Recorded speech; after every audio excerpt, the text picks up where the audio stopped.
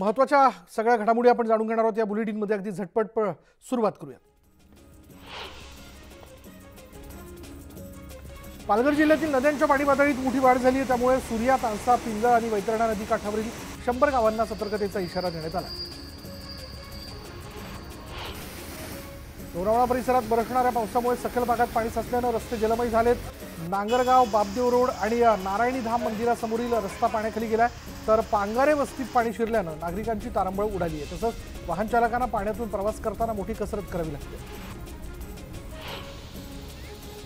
नाशिकच्या नांदूर मधवेश्वर धरणातून 45,000 क्युसेक्स वेगानं पाण्याचा विसर्ग सुरू करण्यात आला आहे. पाण्याचा विसर्ग सुरू असतानाच काही हुल्लडबाज तरुण पाण्याच्या प्रवाहात फोटो काढताना दिसले. त्यामुळे जीव धोक्यात घालून हुल्लडबाजी करणाऱ्या तरुणांवर कारवाई करावी अशी मागणी परिसरातील नागरिक करतात. मावळमधील तिकोना गडावरील श्रीरामाची गादी इथे भूस्खलन झाल्यानं गडाच्या पायथ्याशी माती आणि दगडगोट्यांचा खच पडलाय. त्यामुळे पायथ्याजवळ पर्यटकांना न थांबण्याच्या सूचना देण्यात आलेल्या असून गडावर जाण्यास पर्यटकांना बंदी घालण्यात आली आहे. कळवण तालुक्यातील चणकापूर धरण पाणलोट क्षेत्रात पावसाची संततधार सुरू असल्यानं चणकापूर धरण 70% क्षमतेनं भरलं आहे. धरण परिसरातील शेतांमध्ये पाणी साचल्यानं पिकं पाण्याखाली गेलेली आहेत. दरम्यान या धरणातून गिरणा नदी पात्रात 10,500 क्युसेक्सनं पाण्याचा विसर्ग सुरू करण्यात आला. पुण्यातील वरसगाव धरण ही ओव्हरफ्लो झालेलं असून धरणातून मोठ्या प्रमाणात पाण्याचा विसर्ग करण्यात येतो. नदीकाठच्या गावांना सतर्कतेचा इशारा देण्यात आला.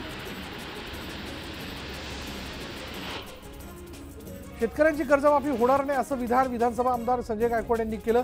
46,000 कोटींचं कर्ज भरण्यासाठी सरकारला अडचणी येत आहेत आणि याचाच फटका विकास निधीला बसतोय. त्यामुळे कर्जमाफी होणार नाही असं स्पष्टीकरण आमदार गायकवाड यांनी दिलं. आदिवासी विकास विभागाच्या घोडेगाव प्रकल्पातील 3 ते 4 आश्रमशाळांमधील दुधाच्या पिशव्यांमध्ये जिवंत आळ्या सापडल्याची घटना घडली. अन्न आणि औषध प्रशासन विभागाने या गोष्टीची दखल घेतली असून आश्रमशाळेतील दुधाचे नमुने तपासणीसाठी पाठवण्यात आलेले आहेत. या प्रकरणाची संपूर्ण चौकशी करून दोषींवर कारवाई केली जाईल असं आदिवासी विकास मंत्री डॉक्टर विजयकुमार गावित यांनी स्पष्ट केलं. राज्यातील विधानसभा निवडणुकीत कुणबी मराठा उमेदवाराला मतदान करू नका असं खळबळजनक वक्तव्य वंचितच्या प्रकाश आंबेडकर यांनी केलंय. ओबीसी, एससी, एसटी आरक्षण बचाव यात्रेनिमित्त पोहरादेवी इथं आले असता ते बोलत होते. वंचितचे प्रकाश आंबेडकर यांनी आरक्षणाच्या मुद्द्यावरून खळबळजनक भाष्य केलं. कुणबी मराठा हे खरे ओबीसी नाहीत, त्यामुळे त्यांच्यापासून सावध राहा असं आंबेडकर म्हणाले. तर विधिमंडळ सभागृहात 190 कुणबी मराठा आमदार असून फक्त 11 ओबीसी आमदार आहेत आणि त्यामुळे ओबीसी आरक्षणाला 100% धोका आहे असं खळबळजनक विधानही त्यांनी केलं. प्रकाश आंबेडकरांनी केलेल्या वक्तव्यावर जरांगेंनी भाष्य केलं असून ओबीसीतूनच मराठा आरक्षण घेणार असल्याचा इशारा जरांगेंनी दिला. ते नवीन काहीतरी काढून मराठ्यांचं वाटोळं करायला निघालेत. मी मात्र मराठ्यांचं कल्याण करणार असंही जरांगे म्हणाले. परभणी शहरातील रस्त्यांची दुरवस्था झाली. रस्त्यांवरील खड्ड्यांमध्ये पावसाचं पाणी साचल्यानं नागरिकांची मोठी गैरसोय होते आणि या विरोधात आपच्या वतीनं महाराष्ट्रातून रॅली काढत खड्ड्यांचं पूजन करून प्रशासनाचा निषेध करण्यात आला.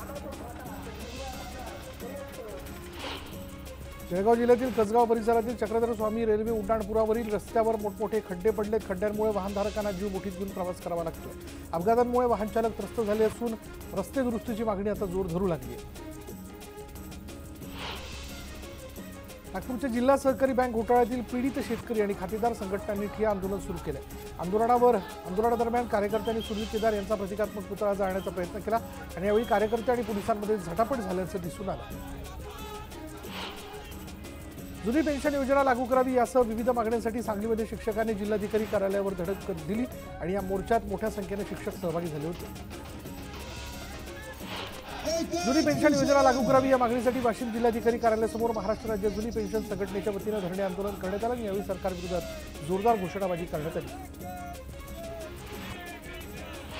काँग्रेसच्या वतीनं हिंगोलीत विधानसभा निवडणुकीची तयारी सुरू झाली आहे. काँग्रेस नेत्या आमदार प्रज्ञा सातव यांच्या उपस्थितीत काँग्रेस कार्यकर्त्यांचा मेळावा पार पडणार आहे. त्याआधी बाईक रॅली काढण्यात आली. भाईंदरच्या न्यू गोल्डन नेस्ट परिसरात महापालिकेच्या कचरा गाडीनं रस्त्यावर उभ्या असलेल्या वाहनांना धडक दिल्याची घटना घडली. यात 2 ते 3 वाहनांचं मोठं नुकसान झालंय. कचरा गाडीतील वाहन चालकांना फिट आल्यानं हा अपघात घडल्याचं सांगण्यात येतं. केंद्रीय मंत्री नितीन गडकरी यांनी नागपूर महानगरपालिकेत जनता दरबार घेतला आणि यावेळी मोठ्या प्रमाणात नागपूरकरांनी आपल्या समस्या गडकरींसमोर मांडल्या. यावेळी जनतेची कामं करा, हप्ते घेत असाल तर नोकरी गमवावी लागेल अशी तंबी गडकरींनी अधिकाऱ्यांना दिली.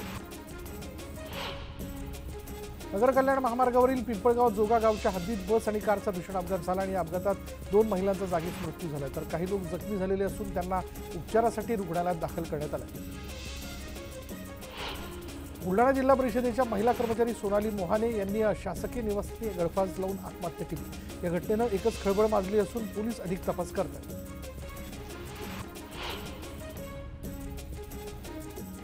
मावळ तालुक्यात काल रात्रीपासून पाऊस पडतोय आणि अनेक इमारतींमध्येही पाणी शिरलंय. दरम्यान सतत कोसळणाऱ्या पावसामुळे पाण्याची पातळी वाढण्याची शक्यता असून नागरिकांनी घरातच राहावं असं आवाहन करण्यात आलं.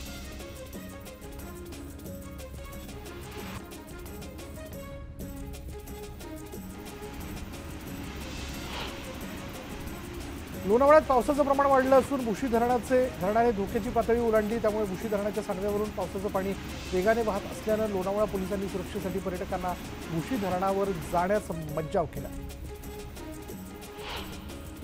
पिंपरी चिंचवडमध्ये पावसाचा जोर वाढल्यानं शहरातील उपनगरात पाणी साचायला सुरुवात झाली. नागरिकांनी गरज असेल तरच घराच्या बाहेर पडावं असं आवाहन पिंपरी चिंचवड महानगरपालिकेच्या वतीने करण्यात आलंय.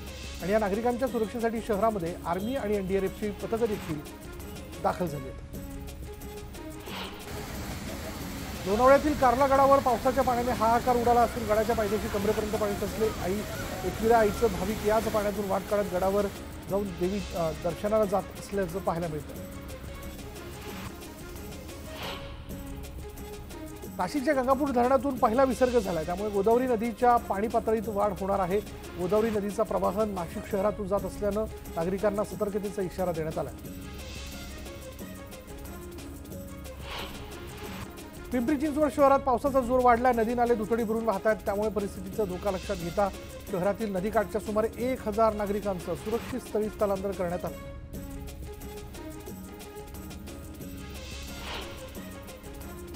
पुणे शहरात पुन्हा पूरस्थितीची शक्यता निर्माण झाली आहे. त्यामुळे पुणे जिल्ह्यातील ब्ल्यू लाईन म्हणजेच धोकादायक पूररेषेच्या आतील नागरिकांना सुरक्षित स्थळी स्थलांतर करण्याचे आदेश मुख्यमंत्री एकनाथ शिंदेंनी दिले. पुण्यातील खडकवासला धरण साखळी क्षेत्रात मुसळधार पाऊस पडत असल्यानं धरणं भरू लागलेली आहेत. धरण साखळी क्षेत्रात पाऊस पडत असल्यानं धरणातून विसर्ग करण्याच्या सूचना अजित पवार यांनी दिल्यात. धरण 65% खाली करावं, अशा पार्श्वभूमीवर पाणी सोडावं असं अजित पवारांनी सांगितलं. मनसे अध्यक्ष राज ठाकरेंनी पुण्यातील एकता नगरमधील स्थानिकांशी संवाद साधलाय. तसंच त्यांनी मुख्यमंत्र्यांशी पुनर्विकासाबाबत ही चर्चा झाल्याची माहिती राज ठाकरेंनी दिली. पुणे वेधशाळेनं घाटमाथ्यावर पावसाचा रेड अलर्ट दिला आहे. सह्याद्री पर्वत रांगांमध्ये सुरू असलेल्या मुसळधार पावसामुळे आंदर मावळ्यात पूरजन्य परिस्थिती निर्माण झाली आहे. टाटा धरण पाणलोट क्षेत्रातही पावसाचा जोर वाढल्यानं धरणाचं पाणी शेतात शिरून भात शेती पाण्याखाली गेली. घाटमाथ्यावर पावसाचा जोर वाढल्यानं पिंपरी चिंचवड शहरातून वाहणाऱ्या पवना नदीच्या पाणी पातळीत मोठ्या प्रमाणावर वाढ झाली आहे. तर दुसरीकडे पिंपरी चिंचवडकरांचं श्रद्धास्थान असलेल्या मोरिया गोसावी मंदिर परिसरात पाणी शिरल्यानं मुख्य संजीवन समाधी मंदिर पाण्याखाली गेलेलं आहे. पुण्यात गेल्या 2 दिवसांपासून पाऊस सुरू आणि दरम्यान कुकडी प्रकल्पातील सर्वात मोठं 13.5 TM क्षमता असलेलं बिंबे धरण पूर्ण क्षमतेनं भरले. या धरणातून 7000 क्युसेक्स वेगानं घोड नदी पात्रात पाण्याचा विसर्ग सुरू करण्यात आला. लोणावळ्यात पावसाने तुफान हजेरी लावली. दरम्यान बुशी धरणावर आज वीकेंड निमित्त पर्यटकांनी चांगलीच गर्दी केली. दरम्यान पर्यटकांनी धोकादायक ठिकाणी जाऊ नये यासाठी लोणावळा पोलिसांकडून खबरदारी घेतली जाते. पिंपरी चिंचवडसह मावळ तालुक्यातील तार भागवणाऱ्या पवना धरणातील पाणीसाठा 93% आला. गेल्या 24 तासात धरण परिसरात 98 मिलीमीटर पाऊस झाला. त्यामुळे शहराची वर्षभराची चिंता मिटली. नाशिक जिल्ह्यात आज पावसाचा ऑरेंज अलर्ट देण्यात आला आहे. पावसाचा जोर वाढल्यानं गंगापूर धरणातून विसर्ग वाढण्याची शक्यता असून नदीकाठच्या गावांना सतर्कतेचा इशारा देण्यात आला. इगतपुरीच्या भाम धरण परिसरात झालेल्या मुसळधार पावसामुळे नागरिकांच्या घरात पाणी शिरलं. त्यामुळे या परिसरातील नागरिकांना आश्रमशाळेत स्थलांतरित करण्यात आलं. गडचिरोली जिल्ह्यातील मुसळधार पावसाचा फटका तिथल्या गर्भवती महिलांना बसतोय. चरबीदंड इथे एका गर्भवती महिलेला प्रसूती वेदना सुरू झाल्यानंतर तिच्या नातेवाईकांनी खाटेची कावड तयार करून 2 किलोमीटरची पायपीट करत रुग्णालयात नेलं. चरबीदंड ते लेकूरबुळी दरम्यान पूल नसल्यानं रुग्णांचे हाल होत असल्याचं समोर आलं. नाशिकच्या गोदा घाटावर पूरसदृश्य परिस्थिती निर्माण झालेली आहे। रामकुंडावरील लहान मोठी मंदिरं पाण्याखाली गेलेली आहेत। प्रशासनाकडून गोदा घाट परिसरातील दुकानं हलवण्यास सुरुवात करण्यात आली। तसंच नदीकाठच्या लोकांनाही सतर्कतेचा इशारा देण्यात आला। रायगड जिल्ह्याच्या पेण, उरण, पनवेल परिसरात तुफान पाऊस बरसतोय, त्यामुळे नदी नाल्यांच्या पाणीसाठ्यात मोठी वाढ झाली आहे। पुढील काही तास असाच पाऊस पडत राहिला तर पूरस्थिती निर्माण होण्याची शक्यता आहे। सांगलीतील कृष्णा नदीच्या पाणी पातळीत 1 इंचांनी घट झालेली आहे। सध्या पातळी 39.11 इंचांवरती आहे। अजूनही कृष्णा नदीची पाणी पातळी इशारा पातळीच्या आसपास आहे, त्यामुळे प्रशासनाने नागरिकांना सतर्क राहण्याच्या सूचना दिल्या। रत्नागिरी समुद्राला उधाण आल्यानं समुद्राच्या लाटा अतिवेगानं किनाऱ्यावरती येऊन धडकत आहेत। आज आणि उद्या मोठी भरती येण्याची शक्यता आहे। समुद्र खवळला असल्यानं मासेमारीसाठी किंवा पर्यटनासाठी कोणीही जाऊ नये अशा सूचना देण्यात आल्या।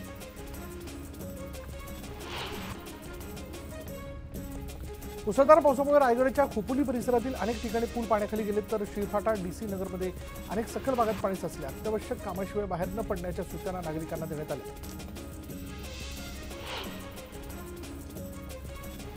मुसळधार भुसावळ शहरात अवघ्या अर्धा तास झालेल्या पावसानंतर जामनेर रोड जलमय झाल्यानं तिथल्या नालेसफाईची पोलखोल झाली आहे। जामनेर रोडवरील महामार्गाचा अंडरपास, हॉटेल, रंगोली परिसरातील पाण्याचा संतगतीने निचरा झाला।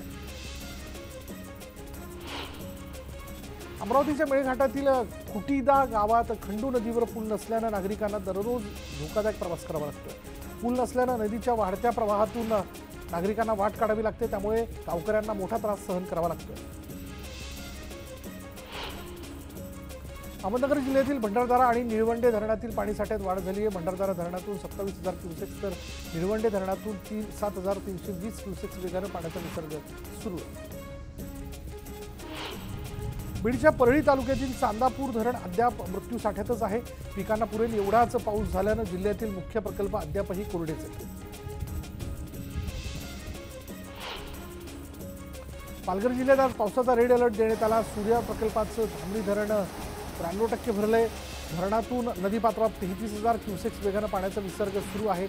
तसंच गरज नसल्यास घराबाहेर पडू नका असं आवाहन नागरिकांना करण्यात आलं।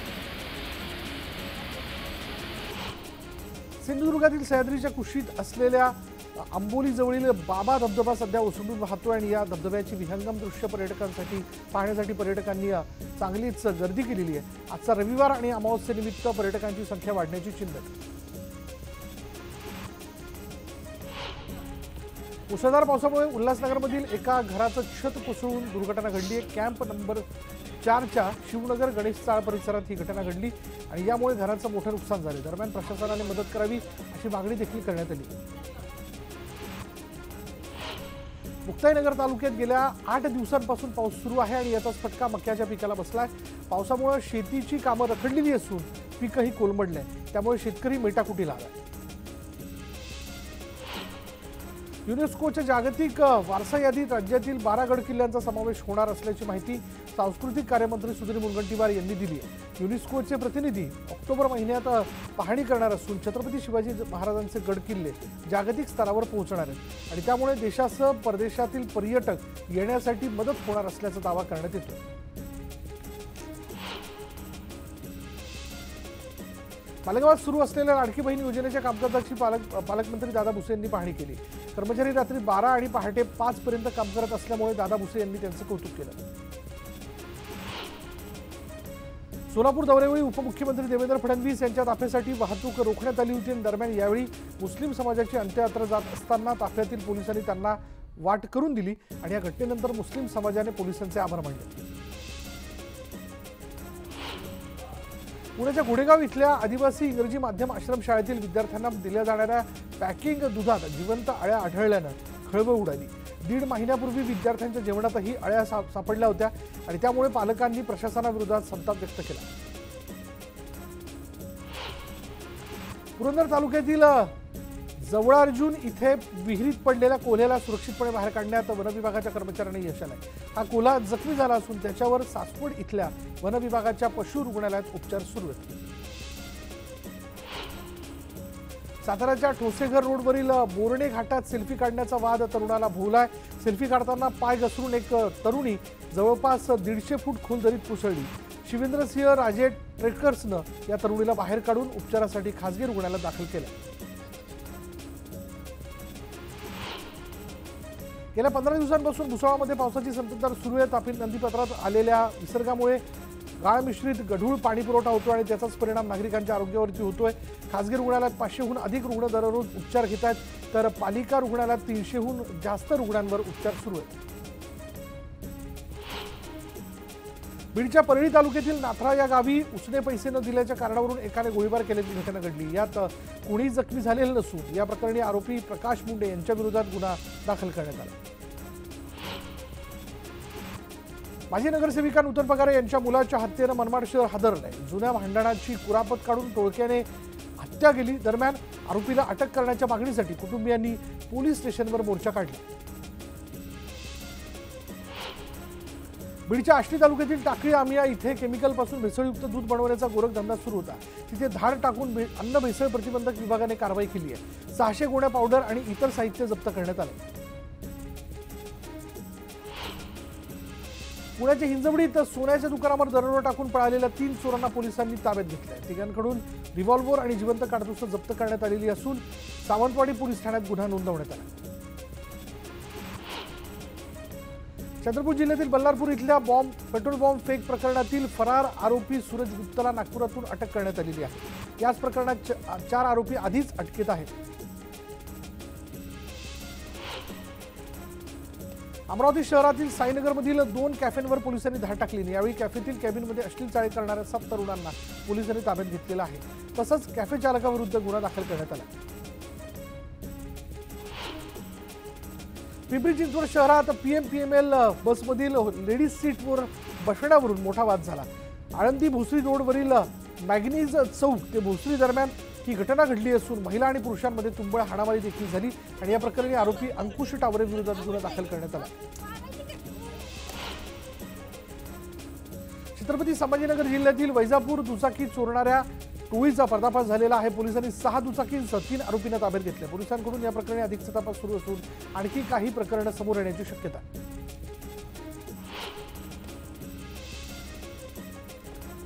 सोलापुरातील सराफा दुकानात नोकराने चोरी केल्याची घटना घडली। विजय कोंडा असा आरोपी या नोकराचं नाव असून त्याला जोडभावी पेठ पोलिसांनी अटक केली आहे। तसंच त्याच्याकडून 3,84,000चा मुद्देमाल जप्त करण्यात आला। अहमदनगरच्या पाथर्डी तालुक्यातील श्री क्षेत्र हनुमान टाकळी इथे समर्थ हनुमान मंदिर इथे रहाड यात्रा महोत्सव मोठ्या उत्साहात पार पडला। बजरंग बली की जय अशा घोषणा देत भाविकांनी लालबुंद उत्सवाची वाट नवस्फूर्तीसाठी पार पाडली। छत्रपती संभाजीनगरमध्ये श्री आनंद ऋषीजी महाराज यांच्या 125वा जन्मोत्सव साजरा करण्यात आला। यावेळी जैन समाज बांधवांनी मोठ्या संख्येने सहभागी होत 51 लाख नवकार मंत्रांचा जप केला।